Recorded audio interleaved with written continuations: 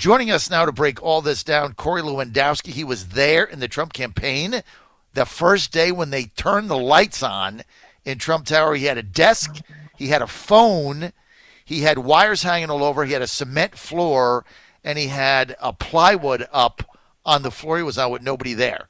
And he's with us now. Also, New York Times bestseller, Let Trump Be Trump, Trump's Enemies. Also, I'm predicting he's going to run for Senate. And when we talk to him in November of 2020, he's going to be Senator-elect Lewandowski. How's that roll off your tongue? Senator-elect Lewandowski. I like it. I'm practicing it just so I got it down when it happens. Hey, Corey, good to have you. Good morning, John. Thanks for having me. Hey, Corey, I'm really fired up today.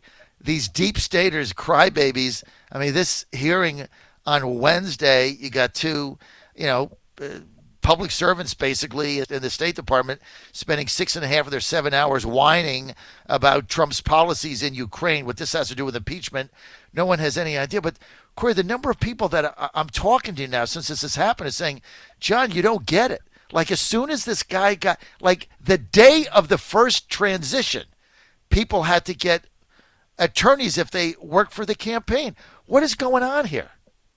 Well, John, I tried to watch that hearing on Wednesday. Talk about a snooze fest. Two people who have no direct interaction with the president, did not speak to the president, and had nothing to offer. And look, if I am little Adam Schiff, I would have led with my Scherzer, my best pitcher, right? You come out firing because you want to win on day one. Mm-hmm. The Democrats did not win on day one. We know that this is really being tried in the court of public opinion. Mm-hmm. And public opinion following Wednesday's hearing was, there is nothing there.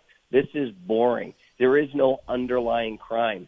And so because it was so bad on Wednesday, then they came out and said, well, this is a bigger crime than what Richard Nixon was accused of. Well, there was an underlying crime. There was a burglary at Watergate, which actually was the underlying crime of all of this. And now the Democrats are saying that third-hand knowledge and fourth-hand knowledge sometimes is more reliable than first-hand knowledge. So they are losing in the court of public opinion. They think that today's witness, who is a former ambassador to the Ukraine, is going to really light this up. I'm watching the news this morning. They're saying she cried during her closed-door testimony. It's going to be very powerful and compelling. John, she was recalled and back in the United States before the call ever transpired. So what can she testify to? The answer is nothing. Mm-hmm. This whole sham has fallen apart. Well, what she's going to testify to is the fact that she didn't agree with the president's America First policies, not in the Ukraine and not in anywhere in the world. She just didn't agree with it. She didn't like going to NATO, asking them to contribute more money. She didn't like pulling our forces out of different areas. She didn't like any of it. But she's unelected, and she's not a political appointee. She's a chart affairs. She's a career diplomat. I mean, if a new president comes in, you got a new sheriff, Corey, and you don't like the policies, what do? You just resign and go get a job on K Street, 2 blocks from where we are, and, make $1 million or whatever these people make, right? Or you go to a think tank. What's that have to do with us? It has nothing to do with us, and this is where people who are unelected, as you referred to, and I agree with the deep state. Look, I wrote the book, Trump's Enemies, how the deep state is undermining the presidency. Right. These people believe that they were the ones that were duly elected by the people of our great country. They believe that they know better. These individuals cannot wrap their heads around the fact that they have to report to somebody else, and it has been common practice for presidents to appoint their own ambassadors, probably since John Adams, mm-hmm. To say, hey, I don't like who the person before me appointed. I'm going to appoint my own people. There was never this fake outcry from the D.C. elitists when Barack Obama changed out the George W. Bush diplomats. It was expected, and the president has the right to have people representing him and this country that support the America First agenda and the American First policies, which he's espousing. And they hate that fact. They're still angry about the fact that Donald Trump won the 2016 election. We've now seen it. We know they think that the only way they can beat him in the 2020 election is to impeach him. They are going to continue to go down this path. But what was very telling to me yesterday, John, was when they asked Nancy Pelosi about it, she said, I'm going to leave that up to the committees to see if they're going to impeach him or not. And in addition to that, what we saw yesterday from Speaker Pelosi was her ability to say that they're now going to pass the USMCA. That is a win for the American people because this president's been trying to get the USMCA done for a long time, and that is now the first time that they're going to actually demonstrate that the Democrats in Congress have done anything. They've done what the president wants them to do, but passing the USMCA is good for America. So, Corey Lewandowski, let me get this straight. My understanding is that on the day they have the vote for impeachment, she's also going to have the vote for USMCA, so she can give these 31 Democrats that won in Trump districts cover to say, yeah, well, I voted for this article of impeachment, but look, I also voted to pass USMCA to help jobs and help my constituents and do what I said I was going to do. So it's a political maneuver, but I think what I'm hearing you say is either way, the fact that it's passing is a good thing. Well, it's a good thing for the American people. It's going to create tens of thousands of jobs. But in addition to this, John, what also is coming up in the Democrats' agenda is the continuing resolution, which they have to pass to keep the government afloat. And your listeners know this. Congress is in session this week and next week. Then they go on their recess for Thanksgiving. I think they'll come back in early December, and they'll be saying we have to get this continuing resolution done. We have to get USMCA done if it's not done before that. And so, they've got some real deadlines here because going into their election year, those 31 congressional districts that Donald Trump won in 2016, that Democrats are now sitting in 2018 and 2019, are the battleground for the soul of this country. And we know that you cannot go back and run for a re-election having not passed or accomplished anything in D.C. and ask your constituents to send you back there. So Nancy realizes this, and she also realizes that she could become the first two-time Speaker of the House to lose the majority. And I think that's where it's going right now. I think it is also. And let's talk about Corey. We're with Corey Lewandowski, former campaign manager, Trump campaign 2015, 2016. He's the guy that engineered this whole thing, was the first guy there. New York Times bestseller, 2 books, Let Trump Be Trump, Trump's Enemies. And considering, I think he will run for U.S. Senate, New Hampshire. Corey, again, if you run, you win, you'll be in the U.S. Senate. Let's talk about these 31 Democrats that are in districts that Trump carried in 2016, right? They're going to have to come on the record. We've already got one now. Elaine Loria in military area, 2nd District, Virginia, Southeast Virginia, says, I already heard enough. I'm voting for impeachment. Where are these going to go, and how is that going to affect the outcome of 2020 with Trump on the ballot, in your judgment? John, look, a lot of people, a lot of the prognosticators, the pundits, wanted to say that the 2018 election was a referendum on Donald Trump. Right. Donald Trump wasn't on the ballot. And if Right. you look at the places where President Trump campaigned, particularly the U.S. Senate races where we won seats, you look at Andy Barr's seat in Kentucky, the president went there, he won. The candidates who supported the president and the president's agenda won in 2018. Those that waffled, those who weren't sure, were the ones who were losing. And in 2020, when Donald Trump is on the ballot, we know, the polling data indicates this, that the public opinion polls are never accurate when it comes to this president. He outperforms every single time. There is that hidden Trump voter that is going to permeate all the way up and down the ballot. So when people are coming out to vote for Donald Trump in November of 2020, they're going to look at who they're going to send to Washington, D.C. as a partner of his, as someone to change the dynamic in Washington, and they're going to say the Democrats had a chance and they failed, and so let's send these Republican congressmen back to Washington, D.C. In my home state of New Hampshire, in the 1st congressional district, Donald Trump won that district. That district was then won by a Democrat in 2018, a brand new congressman. I hope that congressman is listening to the constituents in New Hampshire and understand they support the president and they are against this witch hunt, because if he doesn't, they'll vote that Democrat out of office next year. Corey, I agree with you on that. Where is Pelosi going with this? I mean, you saw the debacle, the clown car show Wednesday, 6.5 hours of snooze fest policy debate about Ukraine. Now, yesterday, Pelosi is back to Russian collusion, saying all things lead back to Putin. So now, are we going back to that now, or are we going back to the failed Mueller report now? Where's she going with this? It's John. This is throw everything you can at the wall, see what sticks, allow the extension of the Democratic Party, the mainstream media, to continue to promulgate, these false narratives that, it doesn't have to be quid pro quo. It's now a bribe. Quid pro quo is Latin. It just has to be the quid. I mean, they just saying anything they can because there is nothing here. Remember, under the Bill Clinton impeachment trial of the late 90s and early 2000s, Ken Starr had a detailed report. He had detailed charges against Bill Clinton. He meticulously summarized that, and the House then went after Bill Clinton for something which we called perjury, which is lying under oath, and Bill Clinton was found guilty of lying under oath. He had his law license removed. There is no underlying crime here. So what the Democrats are trying to do is to simply say as many things as possible to see which one in the court of public opinion will resonate the best. And then as they do that, they hand those talking points to their friends in the left-wing media, and they continue to go on TV and talk about this narrative. I've watched it all morning on some of the networks. I travel all over this country, John. I got back late into Washington last night after being in 5 states yesterday. There was not one person I talked to who said the president is guilty of an underlying crime and deserves to be removed from office. So this is all the political theater that the American people are tired of. When you're out in the heartland, what are people saying?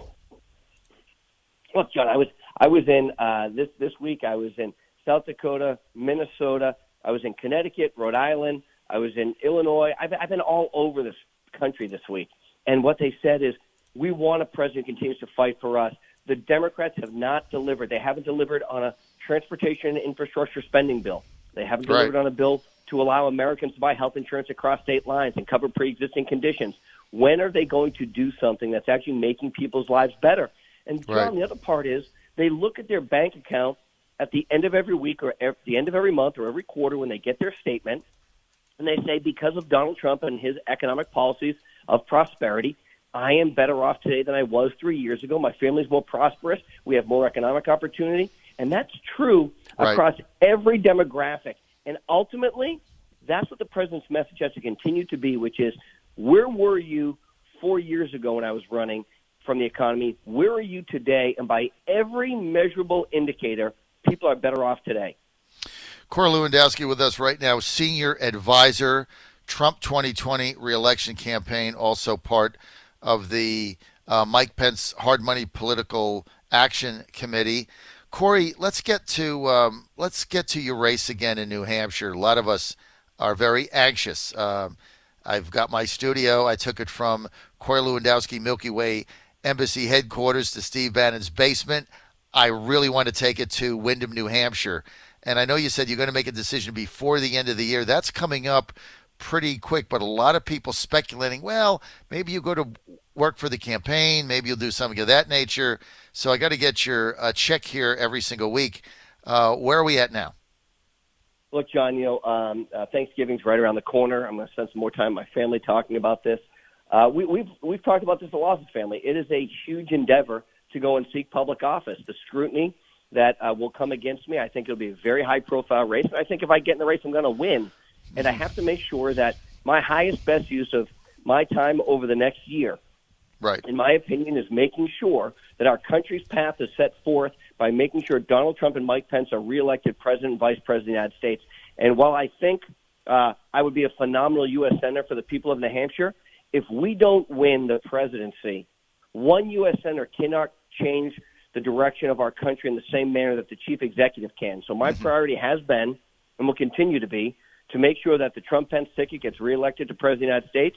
I will talk and do what's best for my family next. And then after that, obviously, I'm going to continue to talk to the people in New Hampshire. I've received enormous amount of support from friends around the country in New Hampshire. Thanksgiving's coming up. It's a family time for us, as it is with everybody else. And we're going to talk about this, and I've pledged that I'll make a decision by the end of the year I had the opportunity to talk to Senator McConnell about this last week when we traveled together on Air Force One on the plane about my race. I've talked to the president at length about it and the vice president. I'm going to continue to solicit advice and counsel from people who I would need to make sure that they were on my team to be helpful. This is a $30 million race against a two-term incumbent U.S. Senator. It is not an easy race. If I don't get in, I don't believe there's anybody else in the race who can win right now because they haven't had the financial resources or name ID. And if I don't get in, though, I want to make sure that they've got enough time to raise the money necessary to be competitive, because my goal is the same as every other Republican who's already announced for that race, which is to send Jeanne Shaheen from Washington, D.C. back to New Hampshire. Well, look, you have nationwide support. You really have to grasp this, because I know, a lot of people in New Hampshire, they've come to you, they want you to run. But when I have you on my show, Corey, I probably get about 100 to 150 touches, text, calls, emails a week from people around the nation who are encouraging you to run for this seat. So even though you're going to be representing New Hampshire, from a fundraising standpoint and an activist standpoint, you're really going to have a national campaign, because you got so many people across America that want you to get in this race and want you to win, and you're going to get a plethora, I think, of national small money donations from people like listening to my show right now that want you in the U.S. Senate, because they know if you're there, you're going to be a transformational senator. And look, Corey, you can't, when you're here every day like you and I are, but then we go home. This is why we're so different. You go home to your family in New Hampshire, you go to a football game of your son's playing. You go to your daughter's middle school play, right, in Wyndham. It's different. Then you come here and you understand what this swamp is. This afternoon, I'm going home. I'm having dinner with my wife in Richmond. Then we go back to Southeast Virginia. Then Joseph's at some baseball tournament somewhere. I mean, it's different when you go home every single week, because you get grounded. You come back here and you see the nonsense that goes on and what the swamp really is. And a lot of people say, look, if Lewandowski gets there, he can really change this. I mean, the fact that all these people that worked in the Trump campaign have to spend hundreds of thousands of dollars on lawyers. Like, how do you get anybody to work there? Well, I'll tell you, John, going home and making the decision after the president got elected not to move my family to Washington, D.C. was a very easy one. It's a very easy one for me. I've never, wanted my family in D.C. full-time. They come down and they visit sometimes, but the point is they're in the public schools up in New Hampshire. That's where we're going to make our lives. That's where I think is best. And I'm not begrudging other elected officials who decide to move their families to Washington, D.C. It's just not something that I think is right for my family. And so the support system up where we live is strong. I've got a great family up there. My in-laws are all up there, my brother-in-laws and sister-in-laws. And so that's where, no matter what happens, my family is going to stay. I'm going to continue to call my home. But going home every week is part of the reason I want to come down to Washington, D.C. and fight, because people talk to me. I go to the transfer station. In my town, I call it a dump. I don't know if you can say that anymore, but I go to the dump. I take out my own trash. And when you go there, people are saying to you, hey, Corey, the place is broken. Go down there and kick the doors down. Fix the place. Right. And so, look, the American people love fighters. I think I fall into that category. And so I want to come to Washington, D.C. to fight for those people who are so tired of the politics as usual for 30 years, the people who came to Washington, D.C. poor and left here rich. That's what happens with most of these people in public service. They come down here poor and they get very rich. Well, I tell you what, Steve Bannon was telling me last evening, and he's just come in now for a show. He said, why are the 7 counties around Washington, D.C., the 7 most rich counties in America, when Washington, D.C. manufactures nothing, invents nothing, produces nothing, grows nothing? There's nothing that comes out of it. It's just trillions of dollars of taxes that people are getting a piece of the pie. And, I mean, you really got to look at it that way. But, look, that's why I think going home, like I'm doing today and I've done forever, it just keeps you grounded. And I'll never forget, I got to go, but first day 10 years ago, I met Rob Whitman in his office. I said, what makes you different, Congressman, Central Virginia? And he said, I go home every night, and I'm here with my staff, and I get all these people, and they're phoning on me, and I get the lobbyists come in. And then I go home. I get in the door at 8:30.